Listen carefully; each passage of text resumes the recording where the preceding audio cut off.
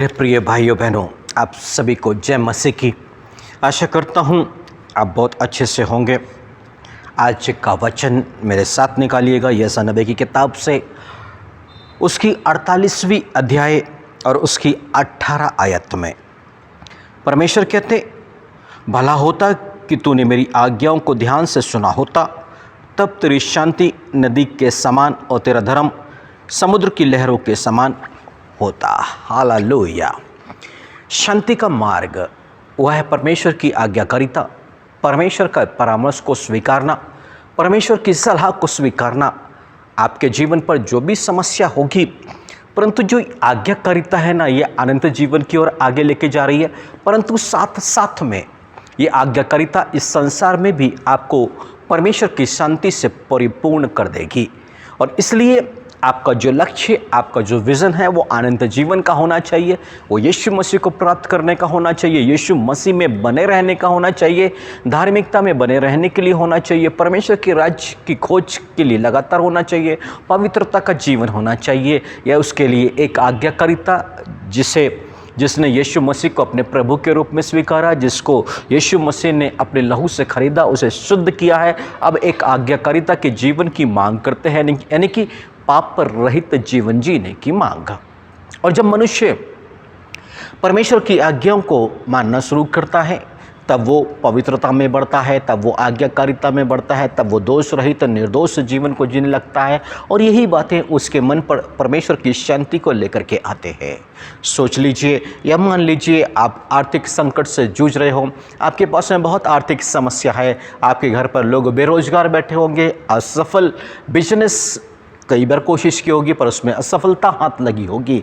तो क्या करें, कैसे जब इस असफलता से बाहर आएंगे, एक अच्छा रोजगार, फाइनेंस की, तो आपके मन में शांति आएगी। परंतु बाइबल ऐसा कहती है, आर्थिक क्षेत्र के अंदर में हम यदि परमेश्वर की आज्ञाओं को मानना शुरू कर दें तो परमेश्वर ऐसे मनुष्यों को ब्लेस्ड करना शुरू करेगा, वो व्यक्ति परमेश्वर की आशीष को पाएगा, परंतु साथ साथ में आज्ञाकारिता उसे अनंत जीवन में भी पहुंचा देगी। हालेलुया। एक व्यक्ति बीमारी से जूझ रहा है और उसको शांति की आवश्यकता है, यानी कि बीमारी से छूटेगा तभी तो उसे शांति मिलेगी ना। जब 12 साल से रक्त स्त्राव से पीड़ित स्त्री यीशु मसीह के पास आई थी, उसके वस्त्र के छोर को स्पर्श किया था उसने, और क्या हुआ था, वो चंगी हो गई थी। और यीशु मसीह ने कहा था, कुशल से जा, शांति से जा। यानी कि 12 साल से जो मन अशांत था और परेशान रहा करती थी, परंतु अब उसने पूर्ण शांति को प्राप्त किया है। आपके पास में बहुत सारी समस्याएं हो सकती है मेरे प्रिय भाइयों बहनों, पर आप अनंत जीवन की दौड़ में शामिल हो जाइए, धीरज के साथ में दौड़िए और परमेश्वर की आज्ञाएं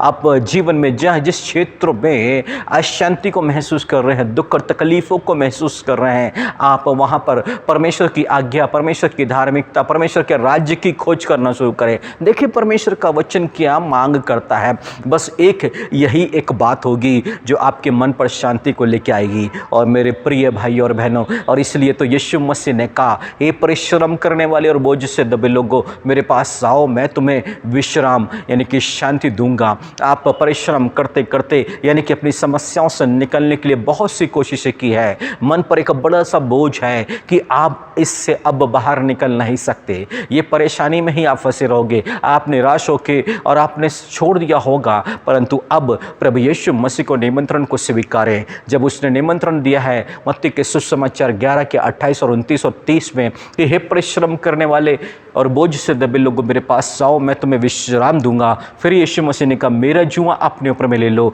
मतलब अपनी अधीनता को स्वीकार करने के लिए यीशु मसीह आपसे कह रहे हैं, उसकी आज्ञाओं का पालन करने के लिए यीशु मसीह कह रहे हैं। और कहते हैं फिर यीशु मसीह, इस तरह तुम अपनी आत्मा में शांति को पाओगे, क्योंकि मेरा बोझ हल्का और मेरा जुआ सहज है। मतलब यीशु मसीह की जो आज्ञा है बहुत आसान सी है, और जब उसको मानना शुरू करेंगे, यीशु मसीह कहते हैं बहुत भारी और बड़ी कठिन आज्ञा नहीं है, छोटी छोटी सी आज्ञा है, और ऐसा करके आप शांति को प्राप्त कर सकते हो। ऐसा करके आप परमेश्वर के राज्य में प्रवेश कर सकते हो, एक शांति और एक कुशलता का जीवन जी सकते हो, जिसके लिए यीशु मसीह ने बुलाहट दी है। और इसलिए परमेश्वर ने कहा है, यहोवा जो तेरा छुड़ाने वाला और इज़राइल का पवित्र है, वह यूँ कहता है, मैं ही तेरा परमेश्वर यहोवा हूँ, जो तुझे तेरे लाभ के लिए शिक्षा देता हूँ। जिस मार्ग से तुझे जाना है उसी मार्ग पर तुझे ले चलता हूँ, भला होता कि तूने मेरी आज्ञाओं को ध्यान से सुना होता।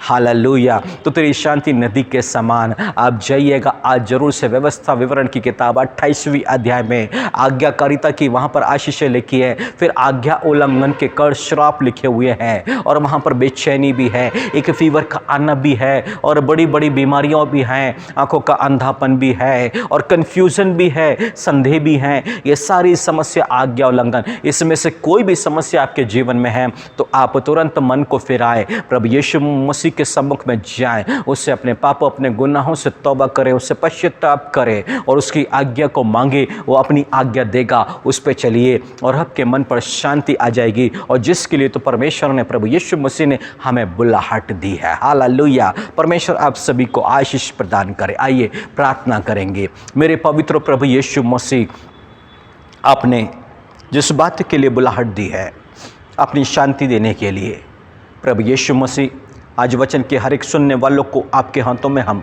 सौंप देते हैं। इन्हें ग्रहण करें प्रभु जी। जीवन की जो भी उलझनें होंगी, परंतु इसके बावजूद भी प्रभु यीशु मसीह आपसे विनती है, प्रार्थना है कि अनंत जीवन की बातों को अपने पवित्र आत्मा के द्वारा इन पर उत्पन्न करें प्रभु जी, ताकि ये लगातार उस पर बढ़ते रहे और जीवन की उलझाने वाली हर एक बातों से छूट करके आपकी शांति को प्राप्त करें और निरंतर प्रभु जी अनंत जीवन के मार्ग पर आगे बढ़े। सहायता करे, मदद करे प्रभु यीशु मसीह, अगुवाई भी करे। ये दया चाहते हैं आपके सामर्थ्य नाम पर। आमीन।